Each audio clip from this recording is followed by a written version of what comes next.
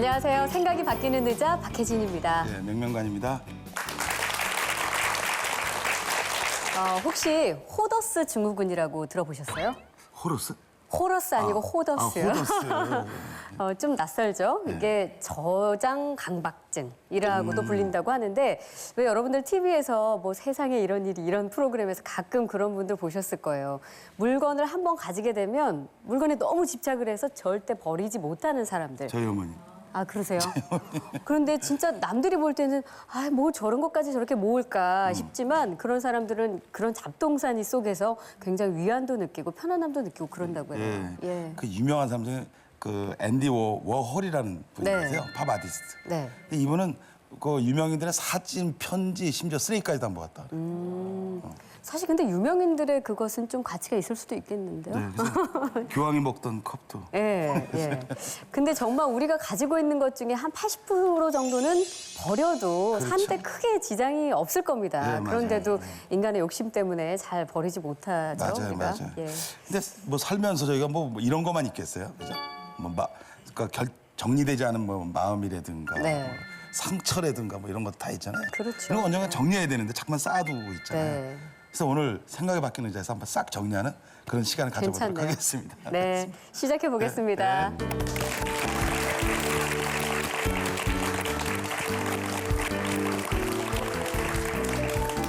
요즘에 네. 그 오프라인보다 온라인 사용자들이 많잖아요. 많죠. 예, 80%가 그 소셜 사이트에서 있다고 해요. 네. 그중에 25%가 거기서 누리고 즐기고 다 이렇게 한다는 거래요. 근데 진짜로 우리 일어나면 바로 소셜미디어 사용 많이 하잖아요. 많이 특히 하죠. 젊으신 분들은. 네, 그렇죠. 예.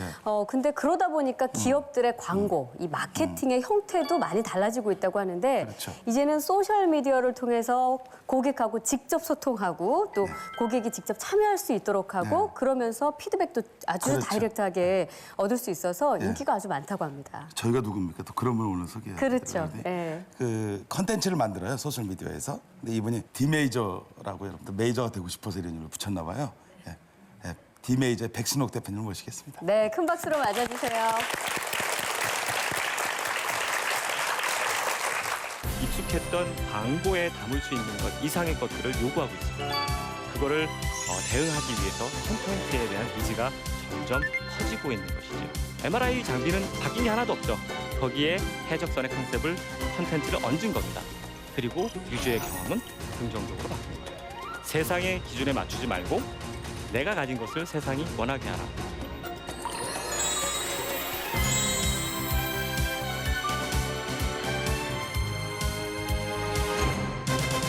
저는 디지털 컨텐트 마케팅 컴퍼니 디메이저의 대표를 맡고 있는 백승록이라고 합니다. 여러분들 만나 뵙게 돼서 대단히 반갑고요. 사실은 제가 여러분들이 아실 만한 특별한 성공한 스토리를 갖고 있지 않음에도 불구하고 이 자리에 서게 된 이유는 아마도 제가 하고 있는 일의 중요성 때문이 아닐까 그렇게 생각을 합니다. 저는 그 광고인이라는 정체성을 가지고 한 20여 년을 일을 해왔었는데요. 사실은 그 광고라는 직업을 사람들한테 물어보면 굉장히 선망의 대상이 되는 직업이었습니다. 굉장히 자유롭고 크리에이티브한 분위기 속에서 일을 하고 때로 연예인도 만나고 또 드라마 속에서도 굉장히 멋지게 그려지죠. 그런데 이런 광고가 요즘에는 많은 변화 속에서 직면해서 여러 가지 어려움들을 겪고 있는데요. 가장 큰 이유가 소셜미디어, 모바일, 사물 인터넷, 소비자들의 그 매체 환경 자체가 전반적으로 디지털화하면서 광고도 그 변화의 한가운데 놓여져 있고 많은 변화의 요구를 받고 있습니다. 저희 제목에 보시면 아시겠지만 디지털 시대 컨텐츠로 세상의 변화를 꿈꾸다. 광고인인 제가 갑자기 컨텐츠란 말을 꺼내는 이유가 다 있습니다. 지금처럼 말씀드린 것처럼 디지털 시대에 접어들면서 매체 간의 영역이 점점 모호해지고 경계도 없어지고 이런 환경 속에서는 기존에 우리가 익숙했던 광고에 담을 수 있는 것 이상의 것들을 요구하고 있습니다. 그거를 대응하기 위해서 컨텐츠에 대한 니즈가 점점 커지고 있는 것이죠. 오늘 제 이야기는 한 가지 사례를 소개해 드리면서 본격적으로 풀어갈까 합니다. 이 기계가 뭔지 아시겠어요? 쉽게 말하면 MRI 그렇게 많이 들으시죠? 자기 공명 영상을 촬영하는 장비입니다. 여러분도 아실 만한 글로벌 전자회사에서 그 첨단 의학 장비를 만드는 부서가 있었습니다. 그리고 거기에서 이러한 첨단 장비를 디자인하는 더그 디츠라는 사람이 있었어요. 이 사람이 이제 새로운 제품을 디자인하는 프로젝트에 인발부가 돼서 한 2년 반간을 굉장히 열심히 연구를 하고 디자인하고 실험해 보면서 결과적으로 이 새로운 장비를 만들어냈습니다. 얼마나 뿌듯하겠어요. 그래서 더그는 이 장비가 병원에서 시연되는 그 첫날 그 병원을 직접 찾아갔습니다. 그리고 이 장비를 운용하는 오퍼레이터한테 자신의 이 디자인이 세계적으로 유명한 디자인 어워드에서 상도 받았고 굉장히 멋지지 않냐. 그리고 기능적으로도 마음에 들지요. 이렇게 물어보고 있었어요. 근데 딱 때마침 어떤 어린 환자가 이제 검사를 받으러 들어왔습니다. 그래서 자리를 비켜줘야 됐어요. 그래서 자리를 비켜서 이제 이렇게 어떻게 운용이 되나를 구경을 하고 있었죠. 그런데 어린 환자였는데 엄마 아빠한테 막 울면서 엄마 아빠 나 저기 들어가기 싫어요. 무서워요.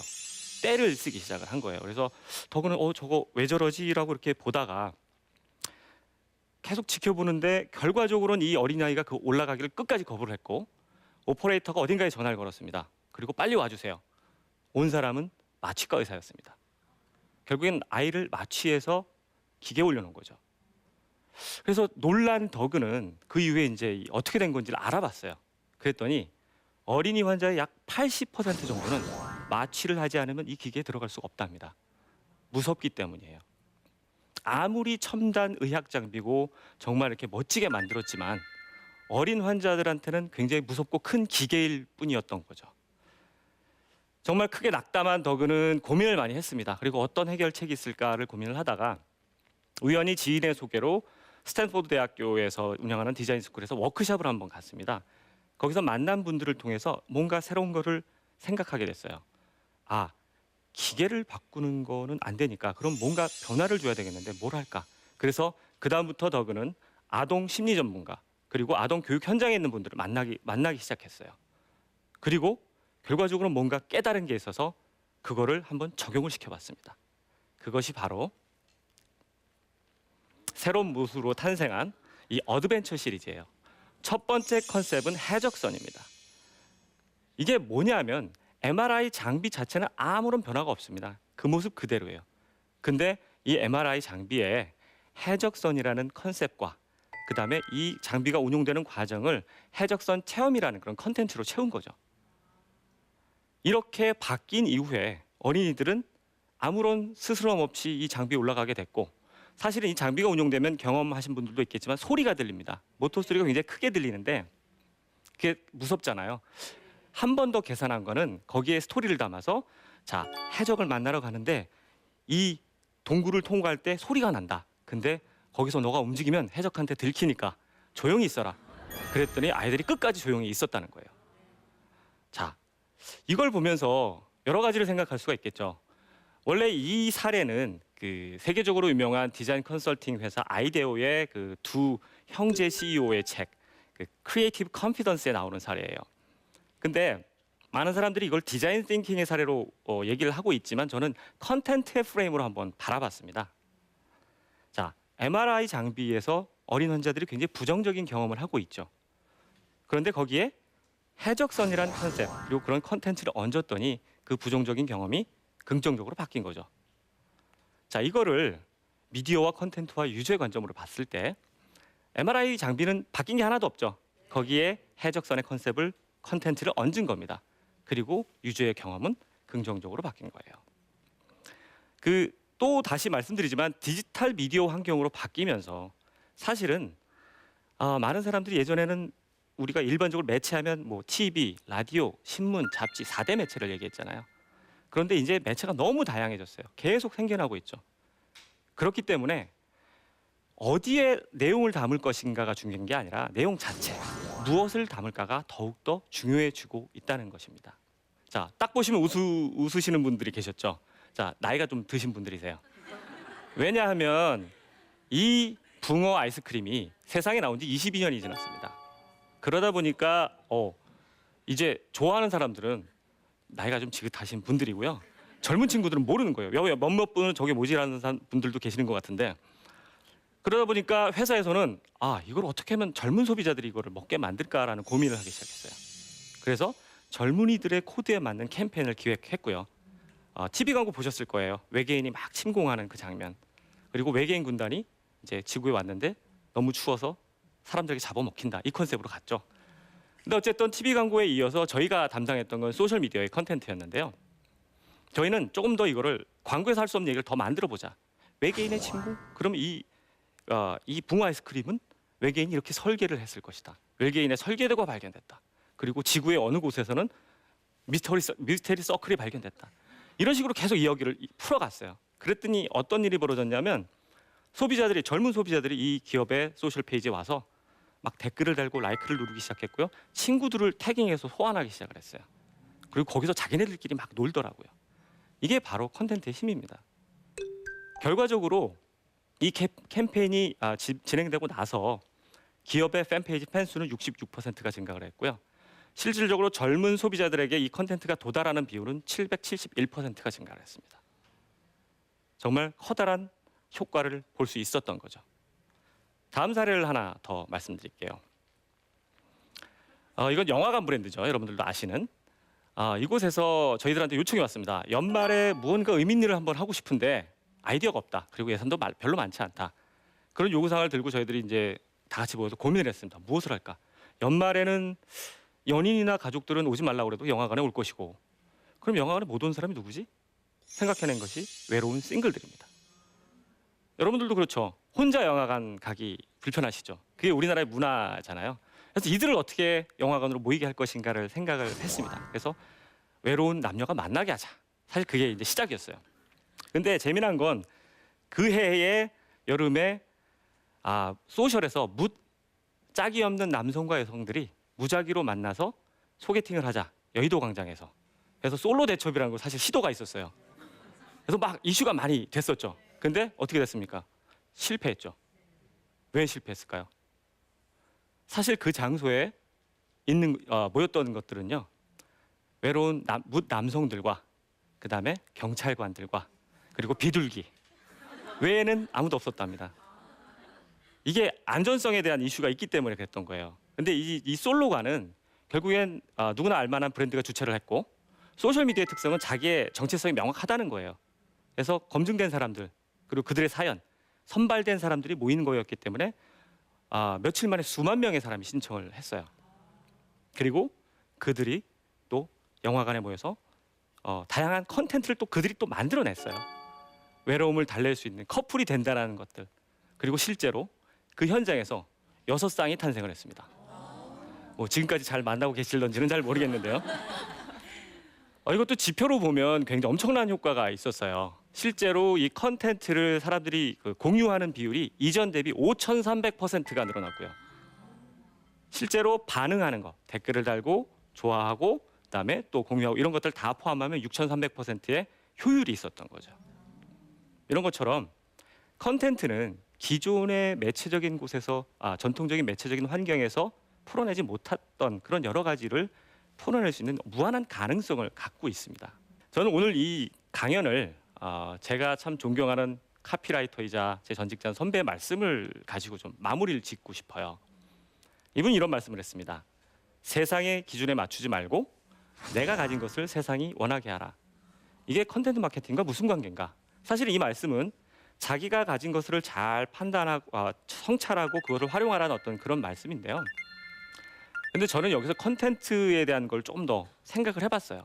결국엔 세상이 만들어 놓은 기준, 그건 미디어적인 어떤 기준이라고 본다면 내가 가진 그 무엇을 발견해서 나만의 독특한 색깔이 담긴 컨텐츠로 만들어낸다면 여러분들도 그 컨텐츠의 주인공이 될 수 있고 또 성공 스토리의 주인공이 될 수 있다는 것입니다.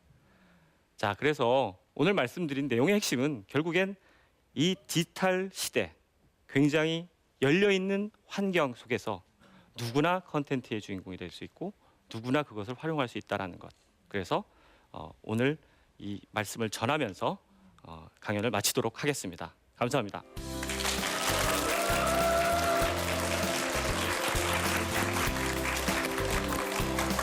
제가 얼마 전에 MRI로 들어갔었어요. 그 통해요. 검사하시러요? 네. 네. 사이즈가 안 맞아서 엄청 고생했어요. 그 소리도 있고 그죠? 좀 무섭긴 할 것 같아요. 무섭죠. 저는 아직 그런 검사는 안 네. 해봤는데. 근데 저런 아이디어 만들고 아이디어원 회사 되게 유명하잖아요. 네. 1년에 9,000개 정도 신상품 아이디어를 내는 데거든요. 와. 그러니까 그렇게 들어가면 아이들이 되게 불안감이 없잖아요. 네. 그게 아마 그 컨텐츠의 어떤 위력이 아닐까 그런 생각이 들어요. 저는 강연을 들으면서 그 컨텐츠라는 게 도대체 뭘까? 그러니까 저만의 해석으로는 약간 스토리텔링 같은 것 같아요. 그러니까 아무 의미 없던 것에 스토리를 집어넣음으로써 그 사람들이 편안함을 느끼고 친숙함을 느끼고 그러면서 의미가 되는 거죠, 자기만의. 근데 사실 대표님은 그 한 10여 년을 메이저 광고회사에서 광고인으로 지내시다가 이렇게 갑자기 왜 이 디지털 콘텐츠에 관심을 갖게 되셔서 창업을 하게 하신 건지. 네. 그러니까 결국엔 저도 이제 일을 하다 보면 트렌드에 민감하게 되고 변화에 되게 이제 많이 보게 되거든요, 변화를. 그리고 원래 이제 사실은 PC 통신 시절부터 저는 그런 디지털 환경에 관심을 많이 갖기 네. 시작했었고요. 그다음에 인터넷이 등장했을 때 사람들이 막 패러다임이 바뀔 거라고 얘기를 했지만 실제적으로 큰 변화는 별로 그렇죠. 없었거든요. 그렇죠. 맞아요. 그런데 이제 이 인터넷에 소셜 미디어가 등장하면서 사람들이 연결이 되기 시작했고 그게 모바일 기기를 통해서 내 손 안에 들어오면서 정말 엄청난 변화가 일어난 거라고 저는 생각을 합니다. 네. 그래서 광고 일을 하면서도 이런 그 소비자의 미디어 환경은 굉장히 바뀌고 있는데 우리가 하는 일은 굉장히 기존의 전통적인 미디어에 이렇게 묶여 있다라는 생각을 들었어요. 네. 그래서 결국엔 이 변화하는 환경에 대응하려면 광고라는 키워드를 뭐 버릴 수는 없지만 더 광의의 개념인 컨텐츠의 개념으로 가야 되지 않을까 그런 확신을 갖게 됐어요. 그런데 네. 저는 전 광고인이고 네. 지금 현 광고인이잖아요. 네. 한 근데 30년 전이죠, 30년 광고회사에서 일하셨던 게. 네, 암모나이트예요, 광고. 근데 중요한 건 뭐냐면 아직도 그 회사는 있단 말이에요. 오프라인이 있고요. 그렇죠. 네. 그 사람들 입장에서 봤을 때 되게 실험적이라고 느껴질 텐데. 뭐 그럴 수도 있죠. 예, 이게 어떤 그 컨텐츠라는 게 뭐다. 그 소셜 미디어의 컨텐츠는 이런 거다. 그렇게 정의 내릴 수 있는 게 뭐가 있나요? 사실 뭐 많은 사람들이 컨텐츠는 이렇다라고 정의를 내는 게 있는데 뭐 일관되고 굉장히 교과서적인 정의는 아직 없다라고 생각을 하고요. 네. 이렇게 말씀을 드리고 싶습니다. 소비자들이 반응하는 컨텐츠는 어떤 것인가를 말씀을 드리는데 결과적으로는 굉장히 소비자들에게 의미 있는 정보를 담고 있거나 아니면 정말 재미있거나 아니면 공감이 되거나 네. 뭐 때론 자극적인 건 있는데 이건 기업에서 활용할 수 있는 건 아니고요. 그렇죠. 그걸 제외한다면 그런 내용들을 담긴 어떤 형태의 컨텐츠든 사람들은 반응을 하게 되고요. 기업 입장에선 그런 그 소비자들이 원하고 반응하는 컨텐츠의 형태에 기업이 전달하고 싶은 내용을 잘 담아서 전달을 하면 소비자들은 이제 다 알아요. 이게 기업 컨텐츠인지 아닌지. 그럼에도 불구하고 기업 컨텐츠의 그 가치가 나에게 분명히 의미가 있다고 하면 사람들은 즐기고 공유하고 반응한다라는 거죠. 그 적정선을 잘 맞춰가면서 그렇죠. 하는 게 아주 중요하겠네요. 예, 예. 근데 그러면 소셜 미디어 콘텐츠 제작할 때 가장 정말 중요한 것이다 한다면 어떤 게 있을까요? 뭐 중요한 게 뭐 여러 가지 있겠습니다만 일단은 저희가 소셜 미디어에도 역시 어떤 시의성이 굉장히 중요한 것 같아요. 뭐 저희가 하는 일이 소셜 미디어에 국한된 일은 아니지만 사람들이 반응하는 컨텐츠들은 분명히 그 당시 그 시점에 사람들이 관심 있어 하는 것과 연결고리가 분명히 있거든요. 그렇겠죠. 예. 네. 그래서 어떤 그 소비자들의 문화적인 트렌드라든가 아니면 유행하는 것들 그리고 뭐 사회적인 것들도 많이 관찰을 하면서 네. 거기서 사람들이 보편적으로 반응하는 것에 기업의 컨텐츠의 연결고리를 딱 만들어서 오픈을 하게 되면 네. 사람들이 굉장히 폭넓게 반응을 하더라고요. 요즘 반응하는 건 뭐예요? 혹시 잘 살펴보셨을 테니까 그래도 요즘은 좀 눈에 띄던 것이 있을까? 힙합. 힙합적인. 아. 예, 힙합이 사실은 굉장히 이렇게 많은 사람들이 즐기지는 않았었는데 네, 네. 요즘 젊은이들의 코드에 힙합 문화가 굉장히 뭐 방송에 영향도 있을 널리 거고. 퍼져 있잖아요. 네. 사실 그래서 컨텐츠도 힙합을 활용하는 컨텐츠들도 굉장히 많이 늘어나고 있고요. 근데 어차피 광고 계통에 관련된 일을 하셔야 되는데 그렇게 다른 기능을 가진 사람이 들어왔을 때 효용성은 어느 정도라고 보시고 계시는 거죠? 일단 뭐 멤버 구성의 효율성은 조금 떨어질 수 있습니다. 네, 네. 왜냐하면 결과적으로는 소비자에게 뭔가 전달하는 그런 광고적인 컨텐츠를 만드는 일이기 때문에 네. 그러나 이제 핵심 멤버들의 광고의 어떤 커뮤니케이션 전략을 짜고 광고를 모르는 사람들이 굉장히 날 아이디어, 신선한 아이디어들을 냈을 때 그거를 잘 융합시키면 그게 굉장히 효과적인 거고요.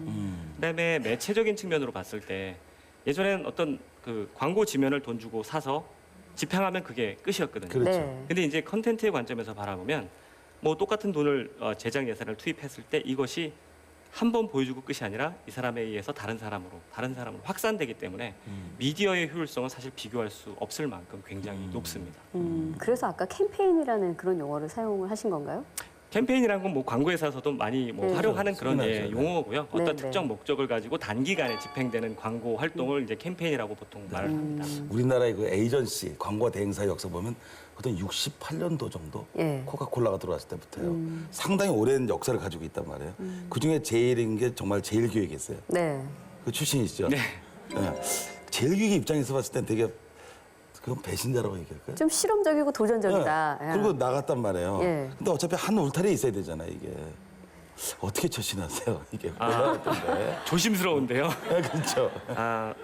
당연히 뭐 전 직장에서 저 많은 것들을 배웠고 네. 또 많은 것들을 봤는데 네. 제가 굳이 나와서 이것 어떤 컨텐츠의 관점에서 하겠다고 한 것은 기존의 시스템이 굉장히 이제 전통적인 미디어에 최적화되어 있기 때문에 그렇죠. 디지털과 관련된 일을 하는 데 있어서 뭐 실무 담당자로서는 되게 어려움이 좀 있었어요. 네. 그래서 그거를 풀어보려는 노력을 하다 보니까 이걸 제일 잘할 수 있는 방법은 자유롭게 정말 처음부터 다시 그냥 세팅을 하는 게 맞지 않겠냐라는 생각을 해서 네. 사실은 잘 나가던 직장 때려친다고 그러니까. 많은 사람들이 그렇죠. 우려도 하고 네. 막 말렸는데 네. 제 생각에서는 뭐 잘한 선택이 아니었나 그런 생각을 해봅니다. 지금 제가 보니까 이런 어떤 커뮤니티를 만들어가는 건 되게 중요하거든요. 네. 우리가 합병이란 걸 해버리잖아요. 예. 그래서 색깔을 지워버리는데 그렇죠. 지금 이 회사는 독립성이 그렇게- 있으니까. 네, 독립성이 있고요, 서로. 그래서 제가 보기엔 메이저가 되면 저한테 연락 좀 주시고 아, 그 얘기 하시려고 이렇게 길게 하신 거예요? 열심히 하겠습니다. 자, 이 디지털 콘텐츠, 디지털 마케팅을 하고 계신 디메이저의 백승록 대표였습니다. 큰 박수로 다시 한번 응원해 주시죠.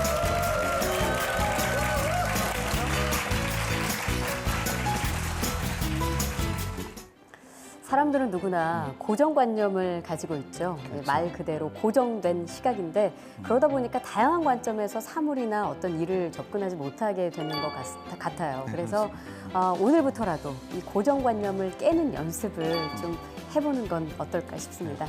저희는 다음 이 시간에 다시 찾아뵙겠습니다. 고맙습니다. 고맙습니다.